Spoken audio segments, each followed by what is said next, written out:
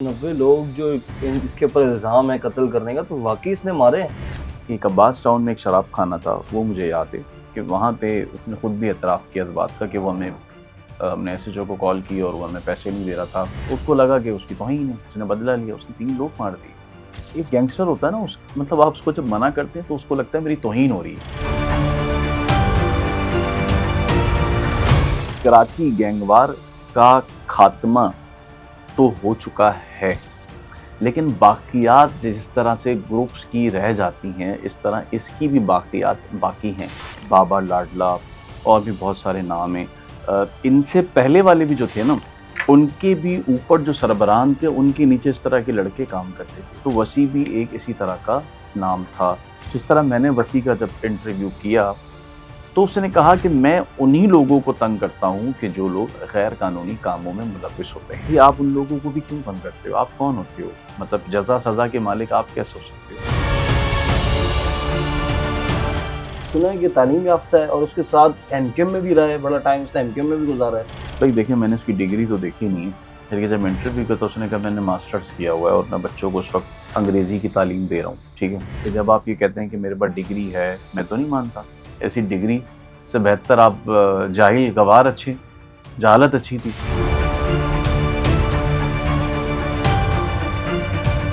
ये माहाना कितना पैसे जमा कर लेते हैं सर? जब मैंने उससे सवाल किया तो उसने कहा कि जमा मैं 30 लाख करता हूँ, लेकिन मुझे 2 ढाई लाख रुपए बच जाते हैं, बाकी मैं जो नीचे सारे ग्रुप्स हैं मैं इनको बाँट देता हूँ पैसे। अभी इस वक़्त, चलें पहले तो ये लहरी के अंदर मौजूद थे, भत्ता जमा कर लेते थे। तो सर अब क्या इनका तरीक़ा वारदात है? मतलब एक फ़ोन के ऊपर ही सारा कम्युनिकेशन और नेटवर्क बन चुका है। जो सोशल ऐप्स हैं उसके थ्रू सारी बातचीत होती है, पैगामात जाते हैं। आपको आपको इस तरह की बातें करते हैं कि आप खौफ में आ जाते हैं।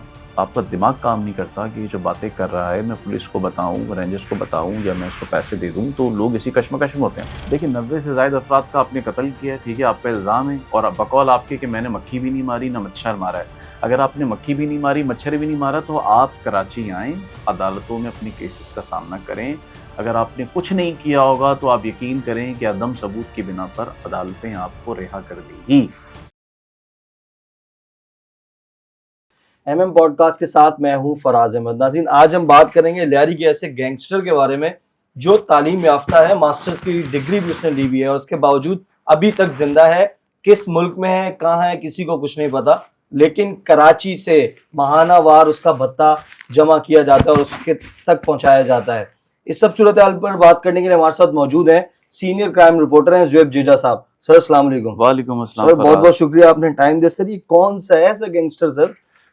अच्छा देखिए, ये कोई नया नाम नहीं, ये भी पुराना नाम है। जिस तरह पहले बड़े गैंग चलते थे ना, उज़ैर बलूच की अ, शिकल में, या बाबा लाडला और भी बहुत सारे नाम हैं।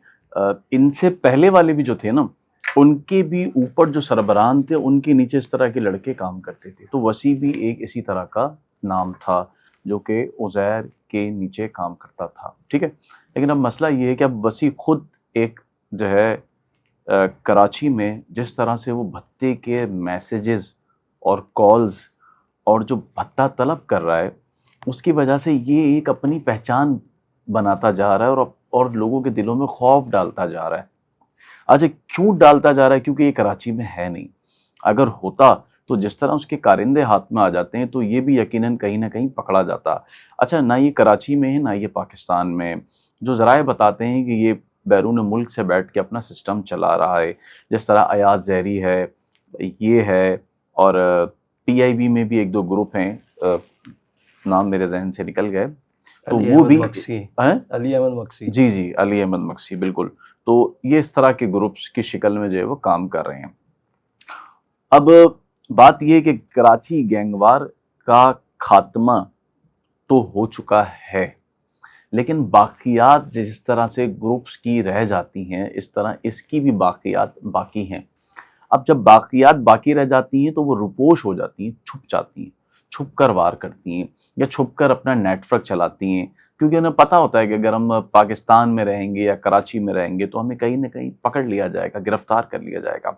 ज़ाहिर है कि हमारे जो कानून नाफ़िज़ करने वाले इदारे हैं वो उन्होंने उनका ही ये बहुत बड़ा इक़दाम है जो गैंगवार का ख़ात्मा हुआ।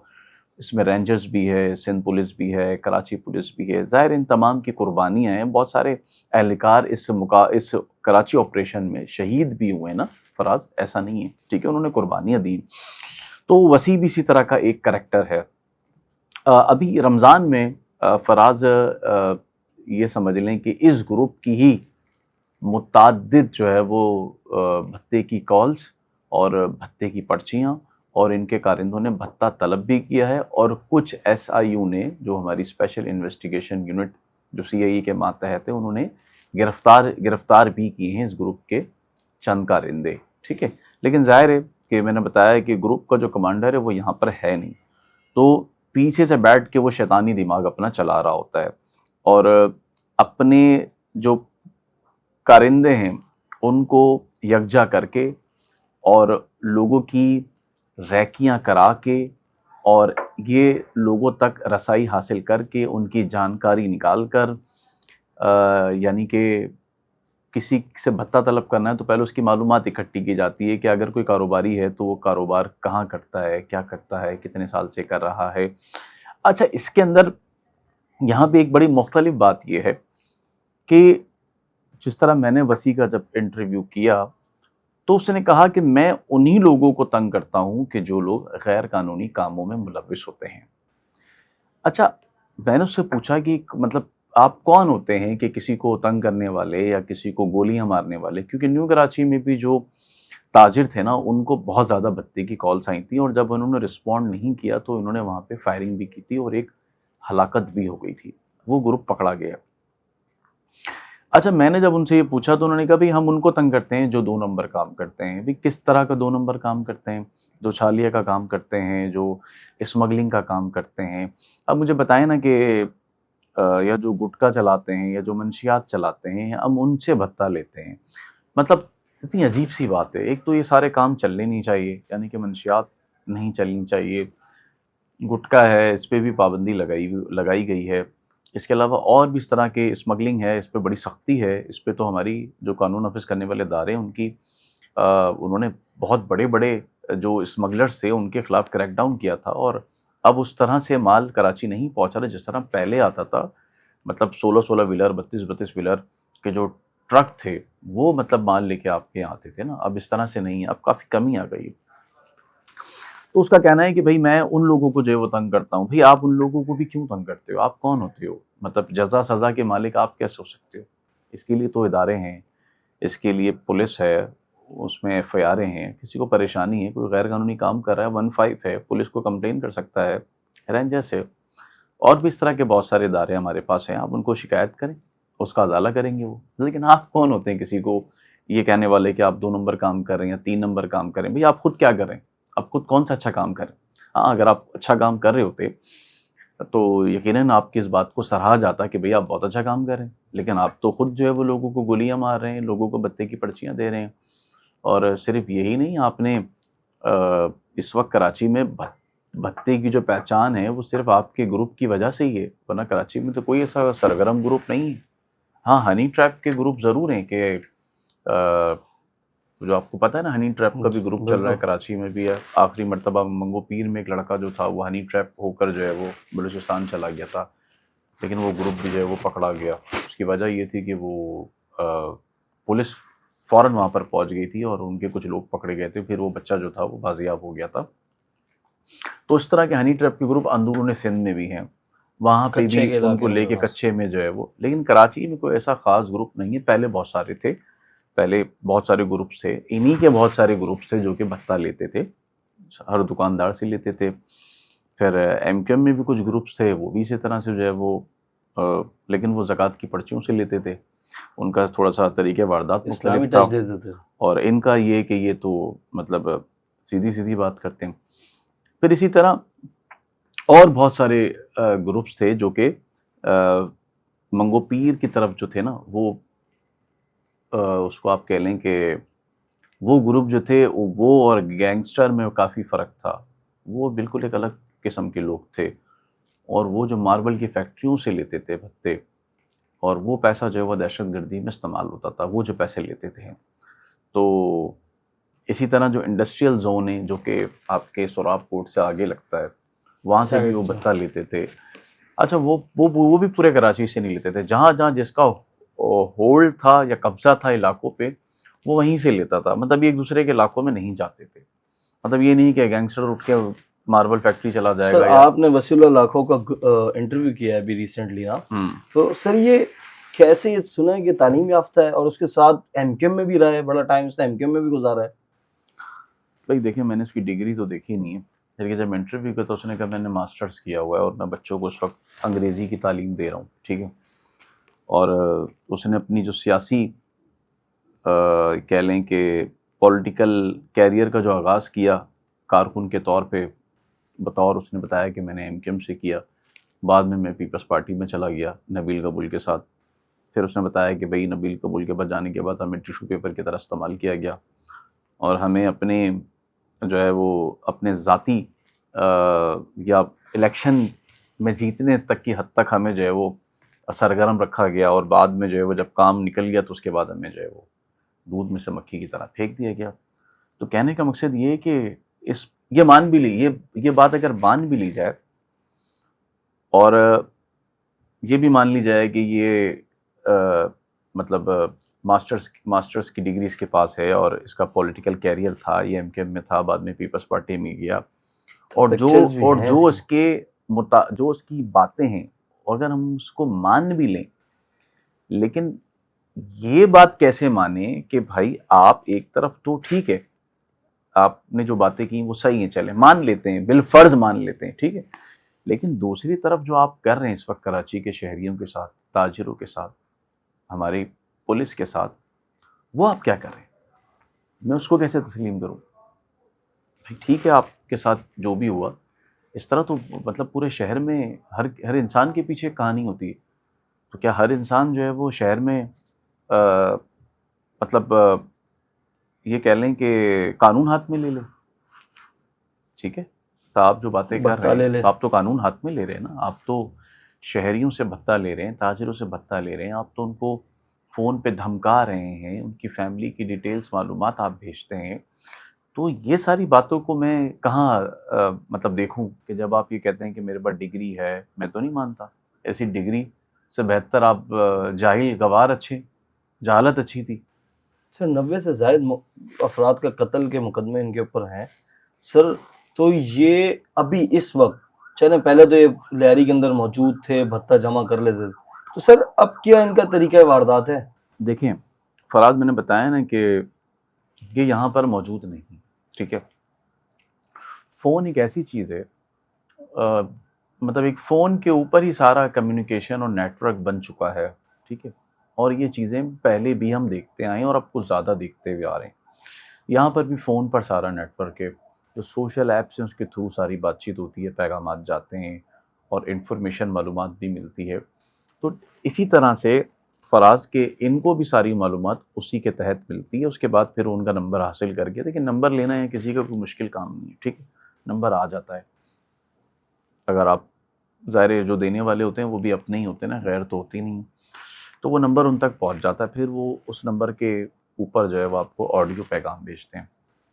उस ऑडियो पैगाम में वो आपसे भत्ता तलब करते हैं, पैसों का तकाजा करते हैं, आपकी फैमिली ट्री के बारे में बताते हैं, आपके बच्चों के बारे में बताते हैं, आपको आपको एक आपको इस तरह की बातें करते हैं कि आप खौफ में आ जाते हैं। आप आपका दिमाग काम नहीं करता कि ये जो बातें कर रहा है मैं पुलिस को बताऊं, रेंजर्स को बताऊं या मैं इसको पैसे दे दूं। तो लोग इसी कश्मकश में होते हैं। बहुत सारे ऐसे हैं जो पुलिस तक पहुंचते ही नहीं है, पैसे दे देते हैं। और बहुत सारे ऐसे हैं जो पुलिस में केस रजिस्टर्ड कराते हैं, केस का सामना करते हैं और कहीं न कहीं जो है वो पुलिस और एसआईयू चूँकि स्पेशलाइज़ यूनिट है, मैंने आपको बताया, केस वहाँ ट्रांसफ़र हो जाता है भत्ते का। तो वो काम करते हैं और कहीं न कहीं ये मामला, उस मामले से उसकी जान छुड़ा देते हैं। जिस तरह सर, अभी मैंने आखिरी मर्तबा जो केस हुआ उसमें देखा। सर अभी इनके गैंग के अंदर अभी कितने लोग मौजूद हैं, या जो कराची से ऑपरेट कर रहे हैं? अब तो सुना है कि लियारी ओल्ड सिटी एरिया से बाहर आ गए हैं सर। देखिए कराची फैल गया ना, तो मलीर है, लेकिन ज़ाहिर है पूरे कराची में कर रहे हैं इस वक़्त, आप ये समझ लें। लेकिन रमज़ान के बाद से फ़राज़ मैंने देखा है कि कुछ मुझे सुनबुन नहीं मिल रही है, कुछ मुझे कमी नज़र आ रही है कि उन्होंने फ़ोन कॉल्स बंद कर दी। लेकिन रमज़ान के आखिरी अशरे में उन्होंने बहुत जो है वो लोगों को भत्ते के लिए कॉल्स की, बहुत की। ऐसा लग रहा था कोई सीज़न आया हुआ है इनका।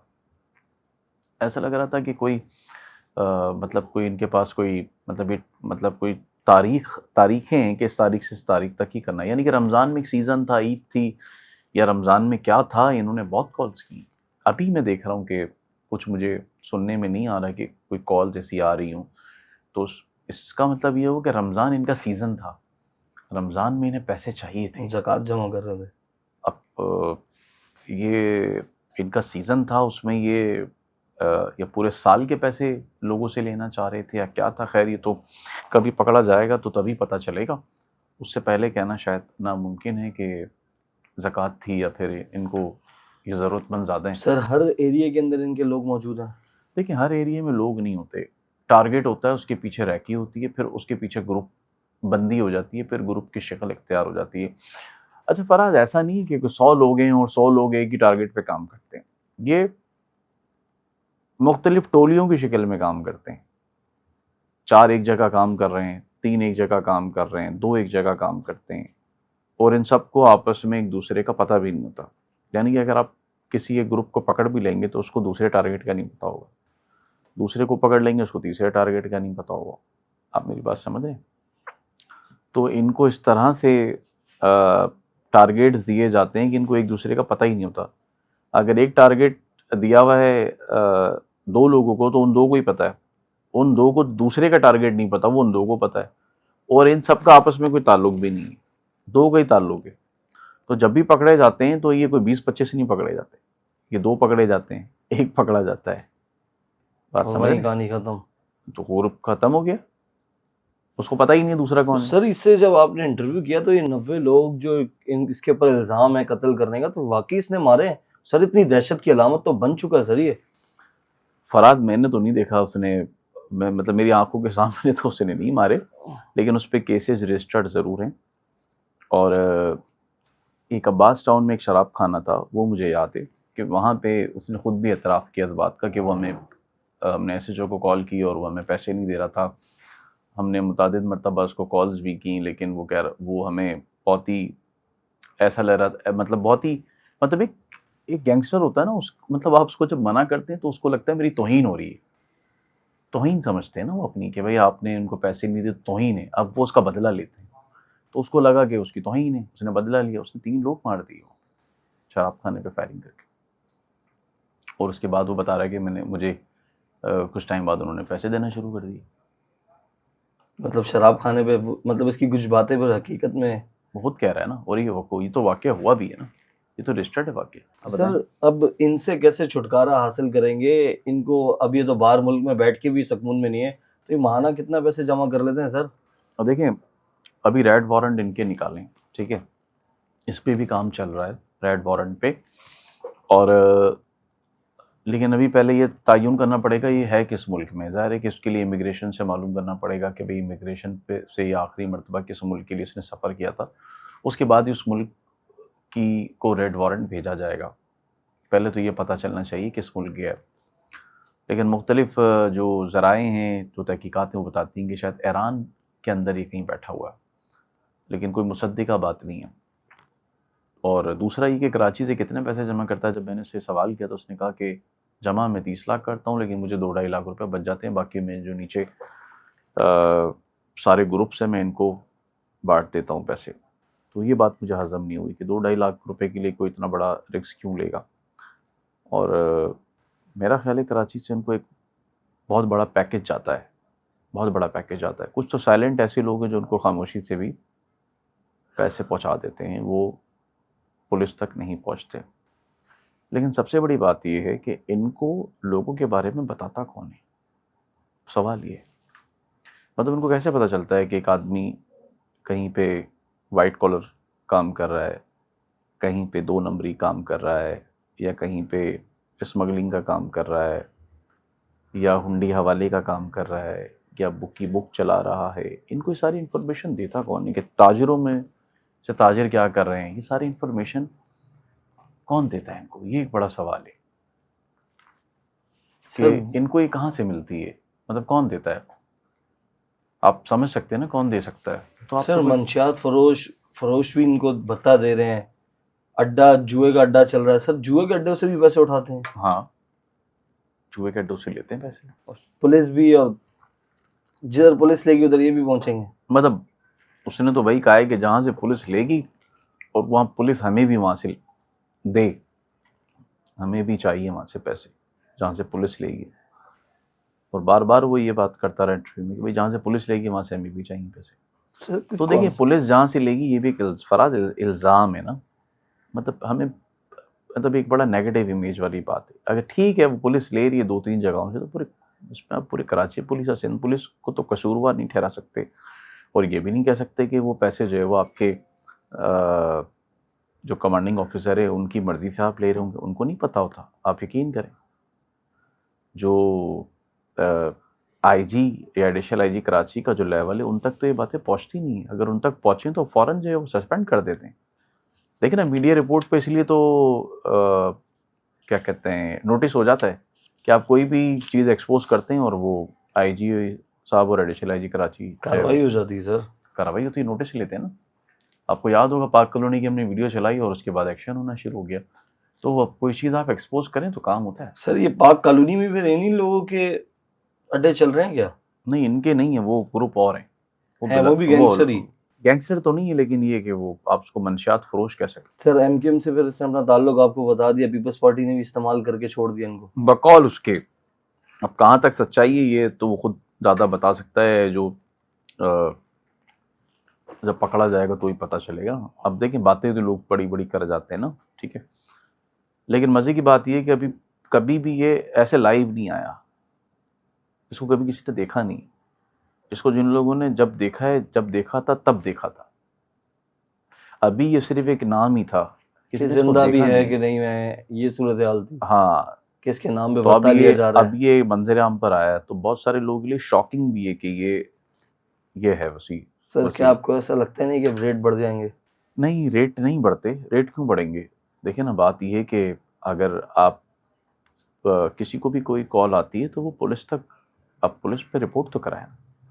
हाँ, लेकिन अगर आप खुद ही उनसे रब्ता करके या खुद ही इनको कुछ लेन देन कर लेते तो उसमें पुलिस और रेंजर्स का क्या ताल्लुक है? देखिए कभी मुझे अच्छी तरीके से याद है कि पहले इस तरह के केसेस बेतहाशा रिपोर्ट्स होते थे और उस वक्त रेंजर्स बहुत एक्टिव थी आपकी, मतलब बहुत सरगर्म थी और बहुत सारे केसेस में उन्होंने लोगों को पकड़ा भी है, बल्कि मुतअद्दिद मरतबा मुकाबले भी हुए हैं।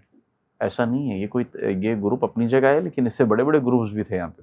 सर से बड़े बड़े फनकार थे। मैंने आपको बताया ना कि जो मंगो पीर इलाके से जो लेते थे वो उन ग्रुप्स तक रसाई और उनको पकड़ना वो आसान नहीं था। उनको भी पकड़ा है पुलिस ने, इदारों ने और रेंजर्स ने, सब ने मिल के मुश्तरका कार्रवाइयाँ की है। तो ये भी कोई इतना बड़ा टारगेट नहीं है, लेकिन जाहिर है कि अब है मौजूदगी नहीं है तो उसका फ़ायदा उठा लिया जाता है। मौजूदगी होती तो मेरे ख्याल है कहीं ना कहीं गिरफ्तार हो जाता है। हाँ अच्छा देखिए फराज, ये बड़ी अजीब सी बात है कि ये गैंगस्टर्स ने मास्टर किया हुआ है। मतलब ये इंटरव्यू में बता रहे कि मैंने मास्टर किया है, तो मतलब ये अब ये जाहिर किया जाए कि ये यकीन किया जाए कि मास्टर जो लोग करते हैं वो भी गैंगवार में शामिल हैं या वो भी लोगों से भत्ता लेते हैं। तो इतना पढ़ लिख के भी आपने यही काम करना था तो क्या फ़ायदा फिर? आप कुछ और काम कर लेते अगर आपने करना ही था। लेकिन आप तो अब भी लोगों से पैसे ले रहे हैं मास्टर्स करने के बाद।